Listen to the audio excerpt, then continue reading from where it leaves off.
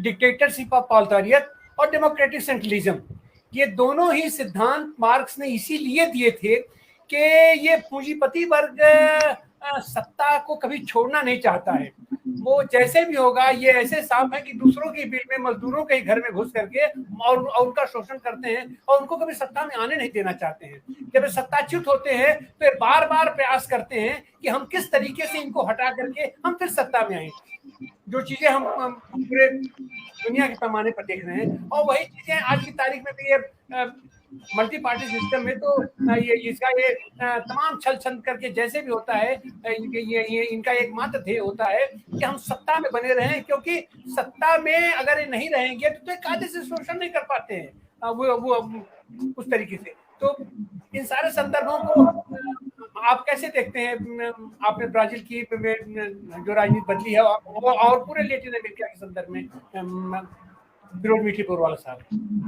जी, जिंदाबाद सभी साथियों को। आज का दिन ब्राजील के लिए, मैं मानता हूँ कि पूरा दुनिया के लिए बहुत बड़ा दिन है कि आज या कल जब लूला जी जीते और उनकी वर्कर्स पार्टी जीती। जो सवाल आपने पूछा वो एक सिद्धांत का सवाल है, उसके बारे में मैं बाद में आता हूँ।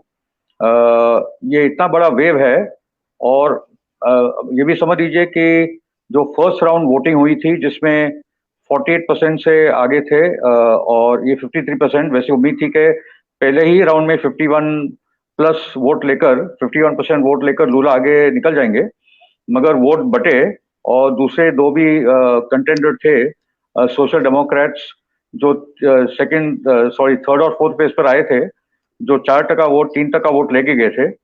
वो उम्मीद थी कि ये पूरा 7% वोट लूला को मिलेगा, वो नहीं हुआ। तो सिर्फ 1% से ही लूला जीत पाए। 2 मिलियन वोट का ही फर्क था, जहां की जब पहला राउंड वोटिंग हुआ था उसमें 8 मिलियन वोट्स का अंतर था।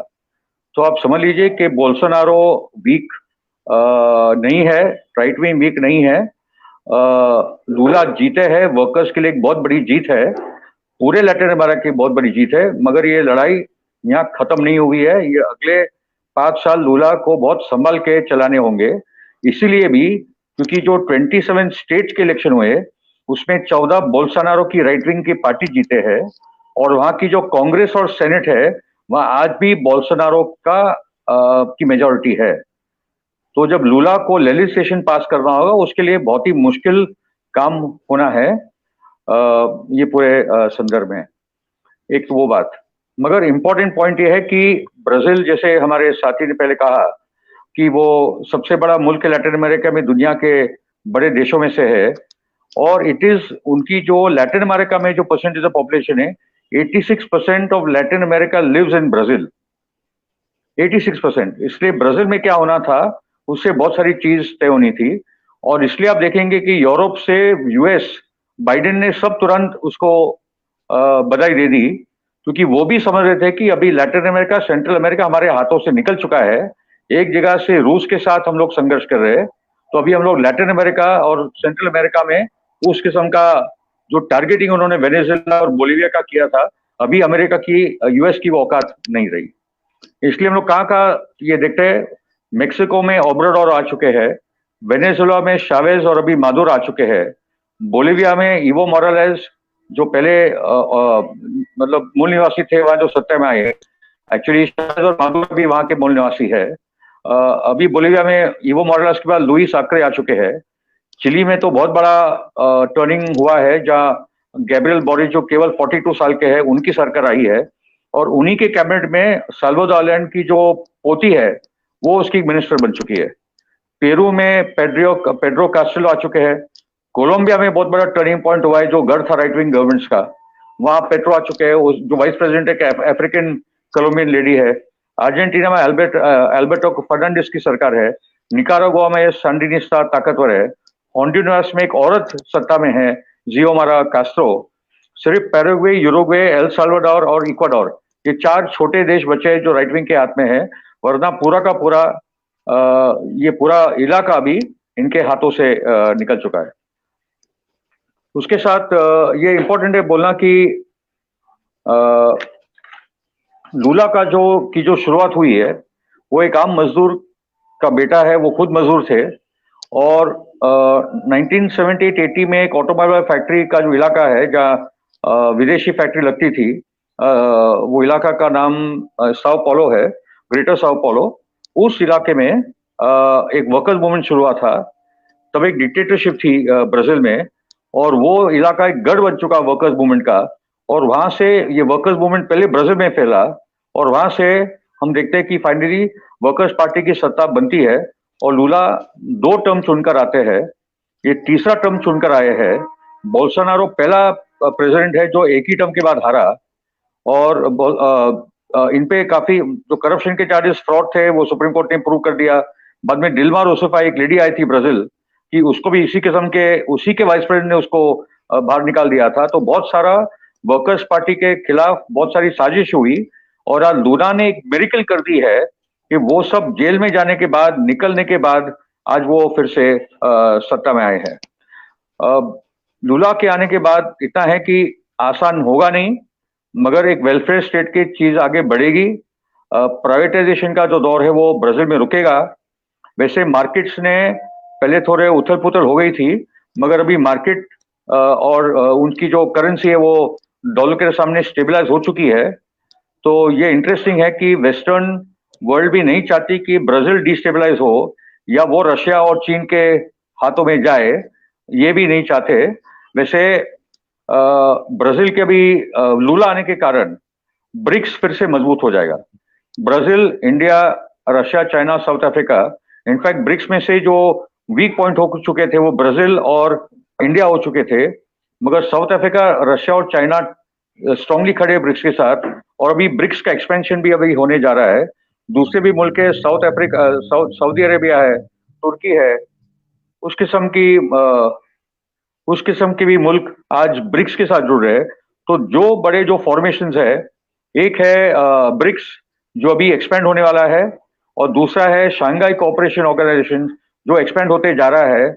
मिडिल ईस्ट के कंट्रीज, नॉर्थ अफ्रीका की कंट्रीज भी आज शंघाई कोऑपरेशन ऑर्गेनाइजेशन और ब्रिक्स के साथ आ रहा है। ये बहुत बड़ी बात है। और एक आप चीज मार्क कीजिएगा, एक आर्टिकल आया है, victory for Lula is a victory for Palestine.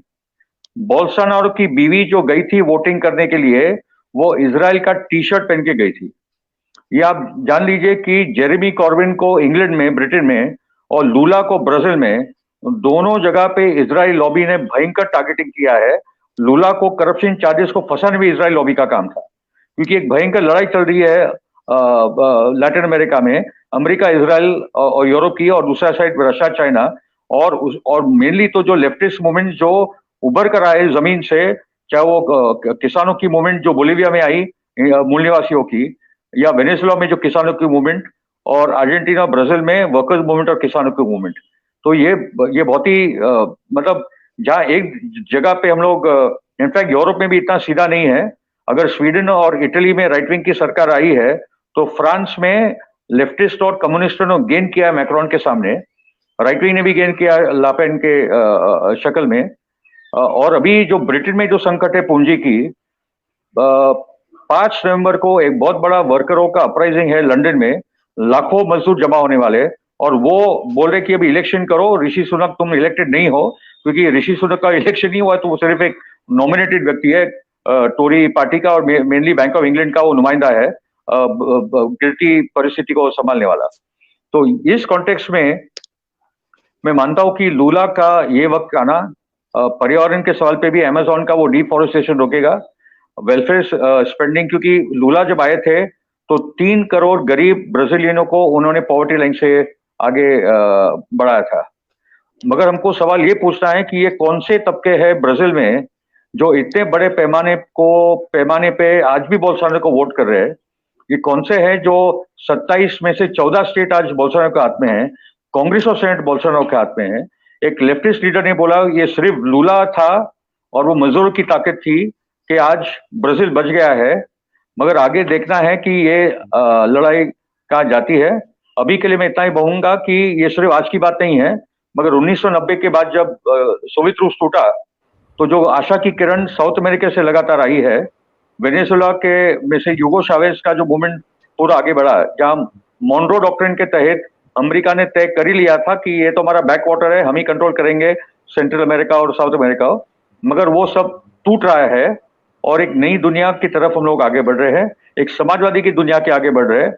Bharat में हम लोग कोई और ही लक्षण देख रहे हैं। मैं मानता हूं फिर भी 2024 तक बहुत कुछ बदल सकता है भारत में, वो हमको देखना, उनसे सीखना भी है और हमें हमारे भारत के कॉन्टेक्स्ट में उन चीजों को आगे भी बढ़ानी। धन्यवाद साथियों।